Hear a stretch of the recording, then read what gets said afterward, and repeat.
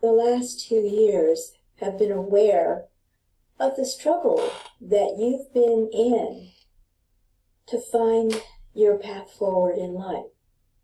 Now, for some, it's not a struggle. For some, it's as easy as 1, 2, 3. It just all starts well, moves well, flows well, and goes well. That is not the case for a lot of people. So if you have been struggling to find your way, I want to share a little bit about what that looks like, because the first part of your struggle is feeling it. The second part is being aware of it and asking questions. And usually most people start and stay with, why me? When I was 5 years old, I nearly drowned. And to this day, that has been one of the most terrifying experiences that I've been through. The setup was very clear in hindsight. At the time, I was only 5, and I didn't realize that I had been set up for that particular situation. What was the setup? A pool party. Adults bringing their children together on a beautiful estate with an in-ground swimming pool, lots of room to play, lots of space to run around.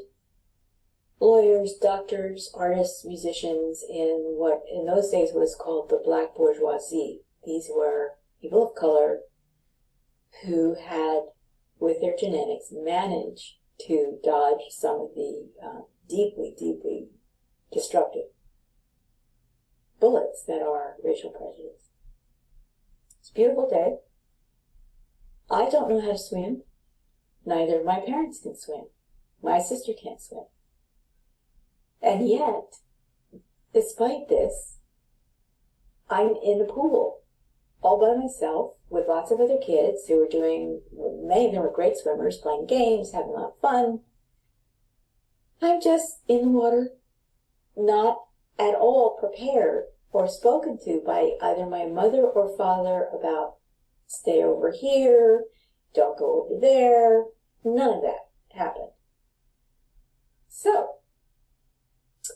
I, in the shallow end of the pool, got myself into a very big inner tube in which I could float and kick my legs and paddle around and just find my way through the various things that kids were playing in the pool. I wasn't up to doing any of that because I could swim.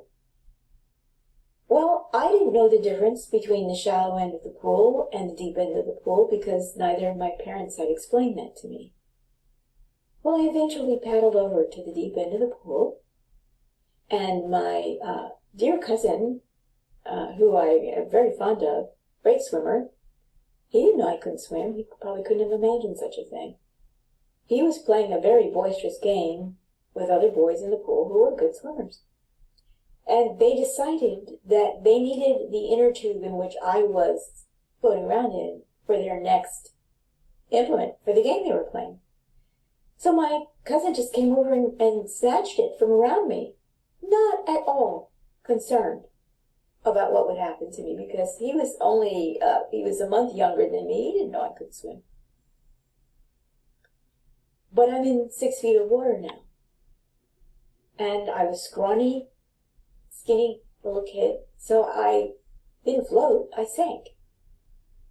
And I had no idea, zero understanding of what was happening to me. I started, quite naturally, to use my voice to scream for help. Seemed, for a 5-year-old, like a natural response. And I watched huge bubbles of air floating up to the surface, but there was no sound. I couldn't hear the sound of my own voice. Just sort of garbled noise. And then I realized that that was not helping me, and I just began to thrash. And I thrashed and thrashed and thrashed as hard as I could, completely disoriented under the water. I couldn't see. I didn't have the understanding, because I didn't learn it from either parent or learning how to swim, that the bubbles go up to the surface of the water.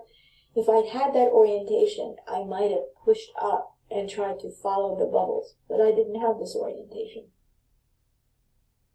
Terrified, utterly terrified, because now I couldn't breathe. But I realized I couldn't breathe, and so I stopped screaming, and I sort of, I think, took a breath, or whatever was left in my lungs. I just shut off as much as I could the water coming in, and I thrashed. Now, maybe I had 30 seconds left of thrashing to do, but I used those 30 seconds to thrash.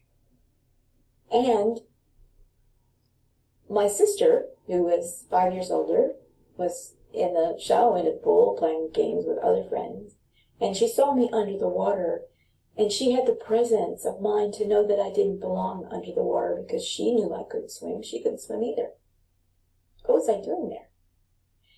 She reached down. I had a very long braid then, like I do now, and she grabbed my braid and pulled my head up out of the water. I am grateful to her for saving my life.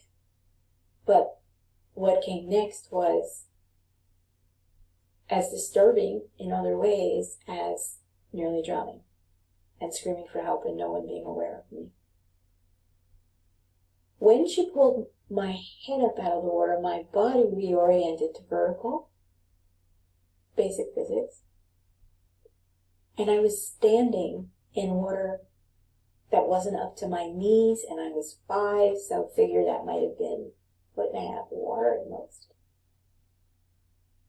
And I was crying, and I was upset, I was literally hysterical, and the other kids in the pool were laughing at me, and they thought that I was just really, really stupid.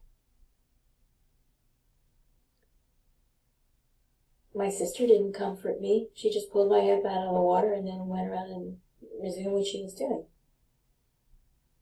So quite literally, not out of my body, but really freaked out, I walked over to the shallow end of the pool where the steps were. I was familiar with those because that's how I'd gotten in and out of the pool. And I sat down and I was crying and sputtering, and I looked over at my mother, who was stretched out on a chaise lounge on the pool deck. She was reading a magazine, smoking a cigarette, enjoying a drink. And I looked at her. She very casually put the drink down, put the cigarette in the ashtray, put the magazine down on the open space where she'd been reading on the chaise lounge. And she came over and got into the pool. She couldn't swim. She didn't particularly like doing that. Great figure. She was a runway model. And she sat down next to me.